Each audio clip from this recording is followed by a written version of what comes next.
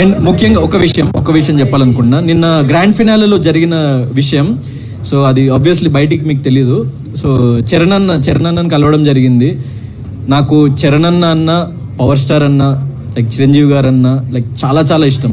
నేను చాలా పెద్ద ఫ్యాన్. అంటే ఎన్నో సినిమాలు వాళ్ళ చూసి వాళ్ళ నుంచి ఇన్స్పిరేషన్ డ్రా చేసి వాళ్ళకి వ్యక్తిగతంగా చాలా పెద్ద ఫ్యాన్ని. చరణ్ అన్న నాకు నిన్న ఒక మాట అన్నారు.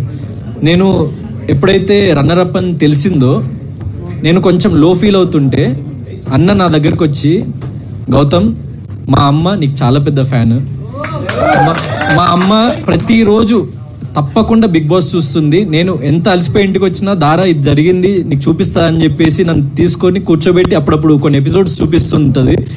నేను అమ్మకి ఇక్కడికి వచ్చే ముందు బిగ్ బాస్ ఫినాలేకి వెళ్తున్నా అంటే గౌతమ్ విన్నర్ అవుతాడని చెప్పేసి అమ్మ నాకు చెప్పింది.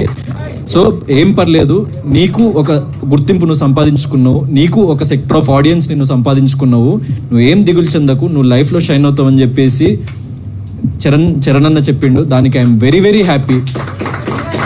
ఎందుకంటే అంత పెద్ద గ్లోబల్ స్టార్ ఇప్పుడు ఎవరైనా అందరూ విన్నర్ వైపు పరిగెత్తుకుంటూ వెళ్తే అన్నకి తెలుసు అంటే ఎవరు ఆయన గ్లోబల్ స్టార్ అవ్వడానికి రీజన్ నాకు అప్పుడు అర్థమైంది. అంటే అరే మనము లో ఫీల్ అవుతున్నామని తెలిసి అన్న భుజం తట్టి నువ్వు నిలబడతావురా భయ్ అని చెప్పేసి చెప్పిండు కదా, అది నాకు ప్రౌడెస్ట్ మూమెంట్ నిన్న.